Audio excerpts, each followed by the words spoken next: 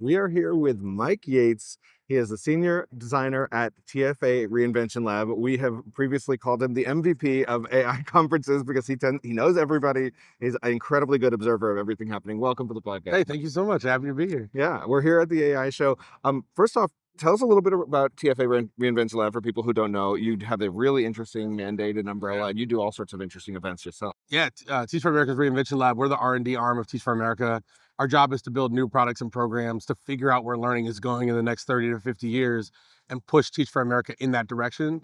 So we don't exist to challenge the core model of sending teachers into classrooms, but we do exist to find other avenues for impact in the field. Yeah, and you do incredibly interesting things in collaboration with lots of different companies. So what is your feeling about the AI show this year? What's different than last year? What is sort of your main takeaways so far? Yeah, there were some times where this year felt a little bigger than last year. I do feel like there were intentionally more students this year, more educators this year.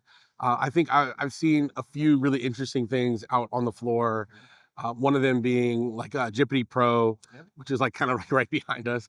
Jippity's interesting because they've taken like what Replit does and what Lovable does, and they brought it down to the level of a student in a really interesting way, where the goal is not just to learn to prompt, but it's like prompting for the sake of learning to code, but also like in a way where you build things that are interesting, like a snake game or a Super Mario block game. So I think the way that they're sort of hiding the learning in a way that makes it feel invisible is really interesting. I had this fascinating interaction with 2 Hour Learning, and I essentially helped develop that model, and just seeing how far it's come, seeing like what they're doing. I think they're one of the more interesting products because of the choice that they're making to play with the public school. 2 Hour Learning came out of Alpha, which is this flashy private school. And I just remember working 100-hour weeks on that project for years, trying to figure out if you could actually outsource direct instruction to learning apps. And not only did we like figure that out, they then took that and turned it into a product that they're now trying to make accessible to everybody. So I thought that was really cool as well. Yeah, that makes sense. And that pattern is something we've seen a few people do. That's sort of what the Charter School Growth Fund is all about, right? It's like taking models and trying them and sort of figuring it out and honing them within an individual school or school system, and then productizing it and putting it out to the world. And we saw that with Big Picture Learning. That's right. It's been a really interesting model. So as you walk the floor, do you feel like the sort of take on what AI can do for schools has shifted? Is there an expansion of some of the use cases that you're seeing on the floor here compared to previous years? Actually, I don't think so. I would like there to be sort of like a more, I don't know, a more aggressive picture of like everything that AI can do. What is really good though is that there is a focus, like people are finding the lane that they want to run in. Last year, everyone was sort of like stepping on everyone's toes. It was like, I think we might have talked about this. We were like, there's like 8 of the same company here. And this year, there's not really that same feeling. Like people have sort of figured out how not to bump into each other.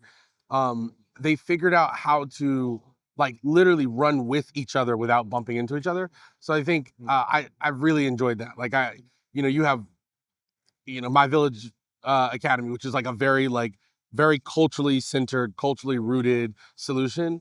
And it's not that there are not more out there, but at least here, they seem very distinct. They're doing very different things than like what Uprooted Academy is doing, and it's like very clear this year. So I think everybody's sort of running in their lane. Yeah, I think that's a really good insight. I've noticed that there's a number of career path startups here, but they're all doing sort of different parts of the ecosystem. They're not like right on top of each other. And even Brisk and Magic School and Brain Freeze, which is a new entrant just started in January, and Quizzes are all here. They're all potentially huge competitors, but it doesn't feel like it feels like they're staking out different parts of the ecosystem more and more. Yeah, and I also think maybe this is because the founders are becoming more familiar.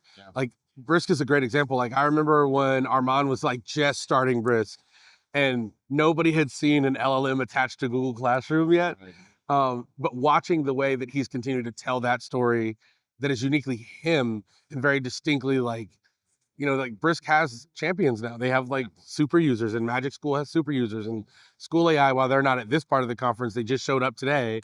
Like they've got super users. So I think it's a really good point. Yeah, there's some overlap, but they're really starting to find what their niche is and how they're going to play and how they're going to grow, and they're all growing really quickly, which has been really cool to see. One thing I've been a little surprised about, and I'd love to hear your take, is that in the AI system in general, we've seen OpenAI launch image generation, we've seen Google and OpenAI launch video. There's all this incredible multimedia. There's a lot of game generation now. Yet I haven't yet seen the EdTech system sort of embrace that quite yet. I'm not saying there's a few companies that are about it, but not as many as you'd think, given how student friendly all of those media are. Exactly. What do you think about that? I mean, that is kind of like what I was getting at earlier, was like, I wish we were pushing beyond chatbots by now. Like everything is a chatbot assistant right now. And I would love to get to, like, I just did a video and posted it on our TikTok where I was talking about FX Labs from Google, and they have like a DJ tool. Like, I don't see anybody teaching kids how to mix music. Nobody's teaching sneaker design. No one's doing like AI for the sake of poetry. Movie making. Yeah, like, I mean, the video tools, like, as a person who loves to edit videos, I just yesterday I went in the captions app and I uploaded one of my videos, and it like erased some edits and created new edits. And I'm like, nobody's talking about that in the conference. But like, what that can do for a kid who loves filmmaking or who likes filmmaking. I have a friend who's a doctor who last year was at the adjacent medical conference. And we both create content, and he's texting me like, dude, I finally feel confident about my videos because I'm using this AI tool. And I'm like, how much more could we inspire the next generation of movie makers and producers and content creators, because it's impossible to do it all well. So I do wish that game designers, and website designers, everything. I wish all of that multimedia was making it into. Now I have to do something about it. Now I gotta do it. Check out his TikTok, and you'll see a longer take on this.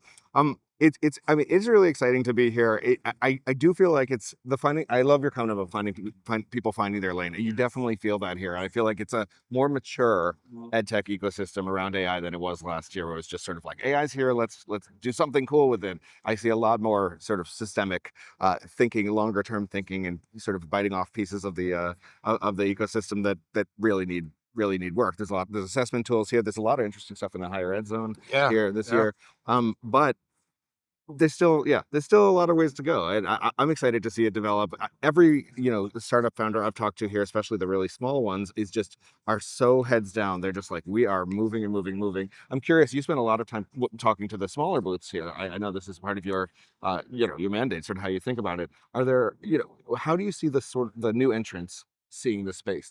Are they already feeling like some of the bigger companies have sort of dominating, like there's already market leaders that they're a little bit afraid of, or is there still lots of room for new 1-2 people companies that are pre-seed to just leap right in and find their lane? I think there's still a lot of room for those smaller companies. Like, what I'm starting to notice is that like both the public, and maybe, I don't know this for sure, but I would imagine funders are also looking at smaller companies now as well, because like last year at the same time, I had this thought where I'm like, there's 50 companies, and of these 50 companies, like 30 of them are probably doing the same thing. And it's probably a good thing that some of them pivot, because there was like funder fatigue. They were like, and I was interested to see like which companies would rise to the top.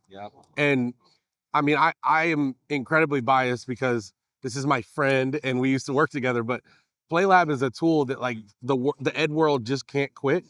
But like this time last year, PlayLab was the small tool that was like hoping to break into the market. And I was like one of the people helping to do that. 2 years ago, we had this tiny booth and we were having people walk up. And we were like, hey, are you a lawyer? Come try. So it's been really fun to be at the smaller booth and see like, oh, like the next PlayLab AI is like sitting at one of these booths. And I think funders are also looking for that. It was interesting. I was at a dinner with XQ last night, and it wasn't just big players at the table. It was like, hey, this person's 22 and just getting started. And so I do think like there's a ton of room for new players in the space, which is what makes this exciting. Exactly. And I mean, just month by month, you're starting to see the shifts. It doesn't feel calcified at all yet, which is really great. Yeah. And there's so much space to cover, right? That's the thing. It's not like there's going to be one winner in EdTech for AI, like not even close. There's so many areas to cover. Thanks so much for being here with us. Great insights. This is Mike Yates. He's a senior designer at the TFA, the Teach for America Reinvention Lab, and just a great person to know. Just an EdTech connector. Follow him on TikTok and LinkedIn, and he always has interesting things to say. Thanks for being here with us. Thanks for having me again. Appreciate it.